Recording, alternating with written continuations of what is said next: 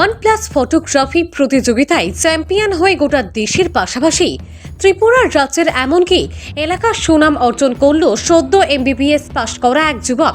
ওই যুবকের নাম প্রলয় ভৌমিক, পিতা অবসরপ্রাপ্ত পুলিশ ইন্সপেক্টর প্রদীপ কুমার ভৌমিক। বাড়ি গোলাঘাটি বিধানসভার অন্তর্গত কাঞ্চনমালা এলাকার 2 নং ওয়ার্ডে।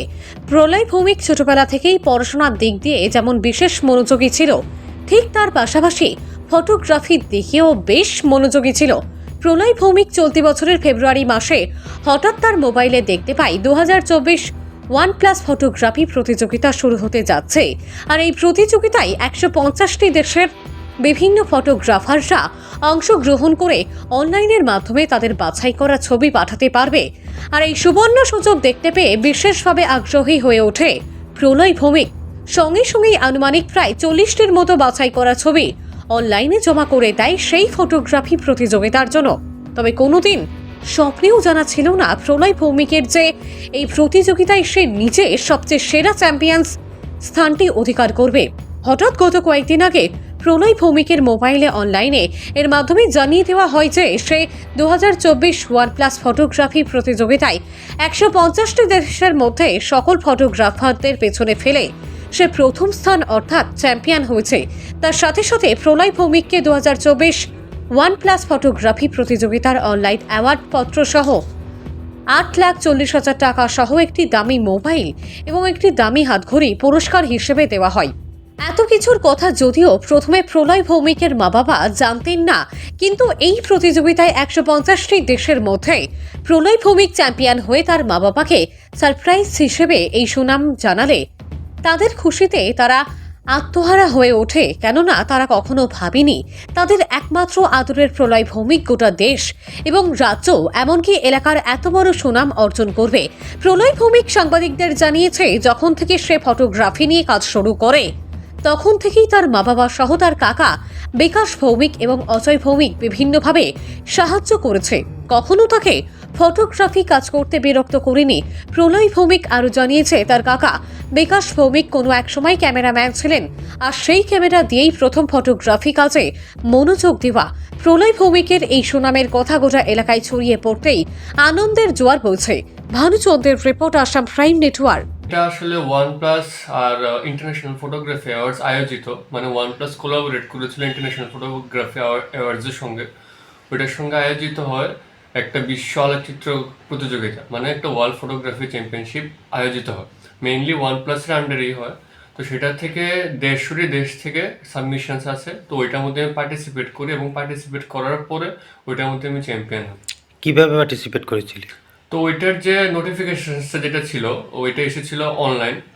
তো অনলাইনে আমি জানি, কারণ আমি তো নর্মালি OnePlus-এর ফোন ইউজ করি, তো ওইখানে অ্যাডের থ্রুতে আমি জানতে পারি। তো এমনিতে জানার পরে ওইখানে যে অনলাইন যে ফর্মস থাকে ওইটার থ্রুতে আমি সাবমিশন করেছি আমার এন্ট্রিটা, এবং ওইটার থ্রুতেই পার্টিসিপেশন হয়েছে। কি পাঠিয়েছিলে তুমি? আমি আমার তোলা একটি ছবি, যেটি ব্ল্যাক অ্যান্ড হোয়াইটে ছিল, ছবিটির টাইটেল ছিল লাইফ এ শর্ট জার্নি। ওই ছবিটি পাঠানো হয়েছিল। এটা ছাড়াও 3টি সেগমেন্ট ছিল প্রতিযোগিতার। প্রত্যেকটি সেগমেন্টে ছবি পাঠানো যেত, আর ম্যাক্সিমাম 15টি করে প্রত্যেকটি সেগমেন্টে পাঠানো যেত। তো আমি সবগুলো সেগমেন্টেই পাঠাই। মোট 15 করে যতটুকু ছবি আমি ততটা পাঠাই। আর পাঠানোর পরেই আমার যে ছবিটা সেটা গ্র্যান্ড উইনার হিসেবে মানে ওরা চুজ করেন। কয়টা ছবি পাঠিয়েছিলে? আমি আনুমানিক 40টার মতো ছবি পাঠিয়েছিলাম। আচ্ছা আচ্ছা। তো কবে হয়েছিল? এটা শুরু হয়েছিল ফেব্রুয়ারি 29 থেকে, লাস্ট ডেট ছিল জুন অবধি সাবমিশনের, আর রেজাল্ট দেওয়া হয়েছে আগস্টে 2024। তুমি যে চ্যাম্পিয়ন হবে, মানে মানে আগে থেকে এরকম কোনো ধারণা ছিল যে তুমিই হবে চ্যাম্পিয়ন? না না, আমার আসলে এটার মধ্যে দেওয়ার কোনো ইচ্ছাই ছিল না, কারণ এটা যেহেতু সব দেশ মিলিয়ে হচ্ছিল। আর এরকমও না যেটা OnePlus আয়োজন করছিল যে খালি OnePlus স্মার্টফোনের মধ্যে সীমিত ছিল। এটা আসলে স্মার্টফোন প্রতিযোগিতা ছিল, স্মার্টফোন ফটোগ্রাফি প্রতিযোগিতা ছিল, কিন্তু সেটা পুরো দেশ জুড়ে যত ব্র্যান্ডের ফোনই আসুক সবখান থেকে সাবমিশনস নিচ্ছিল। কিন্তু আমার মা বাবা, স্পেশালি আমার বন্ধুরা, ওরা সবসময় আমার উপর বিশ্বাস করতো। ওরাই আমাকে বলেছে যে দেওয়ার জন্য, আমার মধ্যে না হলেও একবার দিয়ে একবার দেখার জন্য, এক্সপিরিয়েন্সের জন্য। তো সেটার জন্য আমি একটু চেষ্টা করে দিয়ে দেখলাম, পুরোতে রেজাল্ট আসলো ভালো। এখন মানে কি অনুভূতি হচ্ছে, কি মনে হচ্ছে তোমার? আমি প্রথম কথা বলবো আমি চিরকৃতজ্ঞ আমার মা বাবার কাছে, আমার স্কুলের যারা স্যার তারা আছে তাদের কাছে, আমার বন্ধুদের কাছে।